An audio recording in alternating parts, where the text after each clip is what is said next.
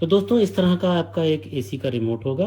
इसमें on off का option है, मोड का ऑप्शन है, टेम्परेचर बढ़ाने घटाने का ऑप्शन है, फैन है, क्लॉक है, टाइमर है और डिफरेंट डिफरेंट इसमें मोड दिए हुए हैं। लेकिन मेजरली हम यहाँ पे एक ही दो मोड इस्तेमाल करते हैं। सबसे पहले हमको एसी को ऑन करने के लिए ऑन ऑफ मोड हम प्रेस करेंगे, ऑन ऑफ प्रेस करेंगे तो एसी ऑन हो जाएगा, बीप की आवाज़ आएगी और एसी जो है वो फंक्शन करने लगेगा। एसी जब ऑन होगा तो यहाँ पे आपको टेम्परेचर दिखाएगा ये, और ये ग्रीन लाइट ऑन होगी। इसके साथ साथ यहाँ पे कुछ और ऑप्शंस हो सकते हैं, वो सब ऑफ रहेंगे। ये ऑन ऑफ की ग्रीन लाइट ऑन होगी और फैन का आप मूवमेंट देख सकते हैं, एयर का प्रेशर चेक कर सकते हैं। यहाँ पे आपको ये स्नोफ्लेक दिख रहा है, फ्लावर ऐसा बना है, इट मीन्स कूलिंग हमारी ऑन है। जब कूलिंग ऑन है तो हम टेम्परेचर को यहाँ से कंट्रोल कर सकते हैं। 16-17 से लेके और ये 30 तक का टेम्परेचर यहाँ पे आपको दिखेगा, लेकिन आपके लिए मोस्ट सुटेबल 25 या 26 डिग्री है। बेवजह में हम लोग 18 डिग्री टेम्परेचर नहीं लाएंगे, क्योंकि ये तो हमारी सेहत के लिए भी नुकसानदेह होता है और एसी की सेहत के लिए भी अच्छा नहीं होता है। तो 25-26 डिग्री हमारे लिए, बॉडी के लिए हमारी मोस्ट सुटेबल टेम्परेचर है। तो यहाँ से हम लोग टेम्परेचर चेंज कर सकते हैं। इसी के साथ साथ हम लोग फैन की स्पीड भी, अब यहाँ पे देखेंगे फैन का ऑटो मोड आ गया है। इसमें फैन अपनी स्पीड आपके टेम्परेचर की सेटिंग के हिसाब से प्लान कर लेगा खुद ही से। ये लो फैन की स्पीड आ गई है, मीडियम और हाई। तो इस तरह से हम लोग फैन की स्पीड को यहाँ से कंट्रोल कर सकते हैं। फैन के लूअर्स का मूवमेंट जो है वो हम यहाँ से कंट्रोल कर सकते हैं।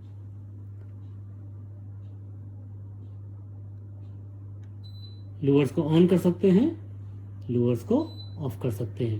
तो एक बार हम लोग लूअर्स का मूवमेंट भी देखेंगे। लूअर्स को ऑन किया तो ये लूअर्स हमारे मूव होने लगेंगे। जहां पे चाहें हम वहां पे सेट कर देंगे तो इनका मूवमेंट वहीं पे रुक जाने वाला है। तो ये काम हम लोग इस लूअर्स के बटन को दबा दबा के इसको कर रहे हैं।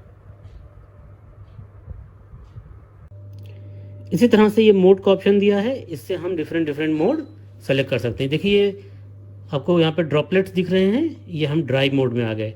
ड्राई मोड में आपको कूलिंग इफेक्ट बहुत अच्छा नहीं मिलेगा, ज़रूरत भर की कूलिंग मिलेगी, लेकिन ये कमरे से ह्यूमिडिटी ज़्यादा निकालेगा।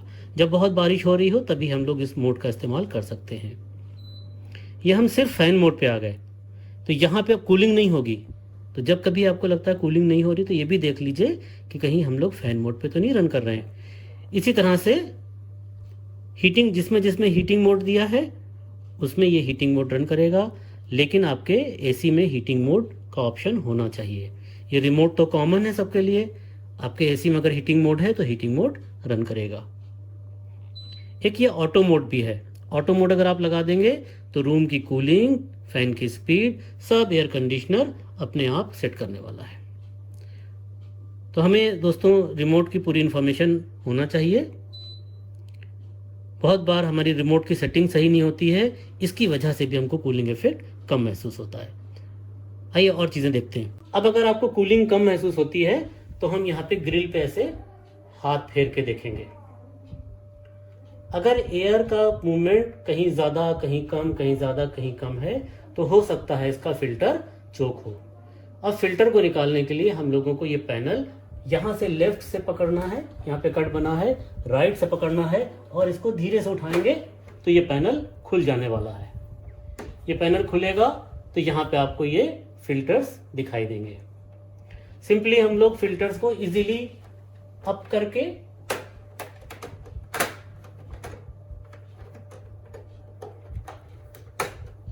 ऐसे खींचेंगे तो ये फिल्टर बाहर आ जाएगा।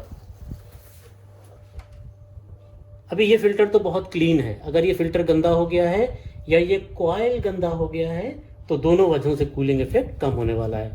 फिल्टर में क्या करना है, सिंपली इसको ले जाएंगे, ऊपर से गंदा होगा, इसको उलट के और हम यहाँ पे पानी से इसको क्लीन कर सकते हैं।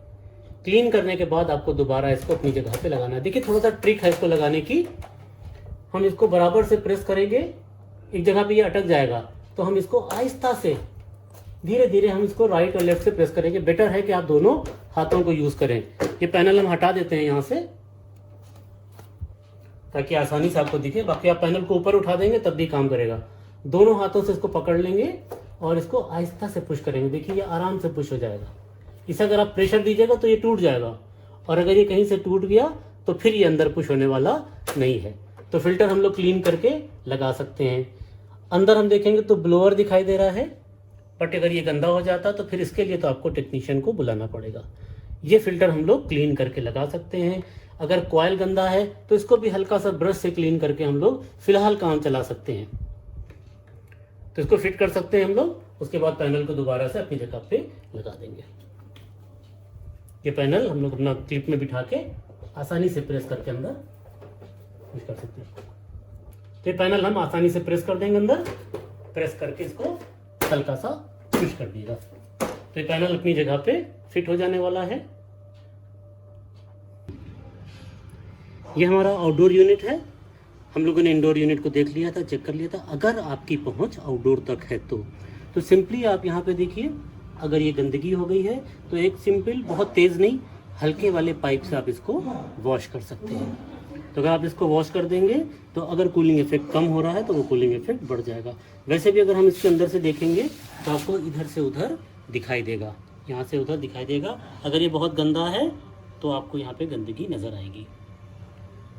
तो इस तरह से अगर हम नीचे का चेक कर लेते हैं, ऊपर का चेक कर लेते हैं, तो कम से कम एक टेक्नीशियन की गैर मौजूदगी में आप अपने एसी को प्रॉपरली चेक कर सकते हैं। अगर कूलिंग इफेक्ट कम हो रहा है तो उसको आप इस तरीके से कि नीचे क्लीनिंग कर ली, कॉइल देख लिया, आपने रिमोट की सेटिंग देख ली, आपने फिल्टर चेक कर लिया, और आउटडोर में अगर पहुंच सकते हैं आप तो आप उसको भी प्रॉपरली चेक कर सकते हैं। गंदा है तो हल्के पाइप से, हल्के पानी से उसको आप प्रेशर से वॉश कर सकते हैं। इसी तरह से आप अपने स्टेबलाइजर को भी चेक कर सकते हैं। उसमें सप्लाई आ रही है, पावर ऑन है कि नहीं, आउटपुट का ये लाइट जल रही है, या डिफरेंट स्टेबलाइजर्स होते हैं। बटन को पुश करके भी आप इनपुट या आउटपुट चेक कर सकते हैं। तो क्या छोटी छोटी चीज़ें हम लोग चेक करेंगे तो बहुत बार हमारे एसी की लेस कूलिंग की प्रॉब्लम हम खुद ही ठीक कर लेते हैं।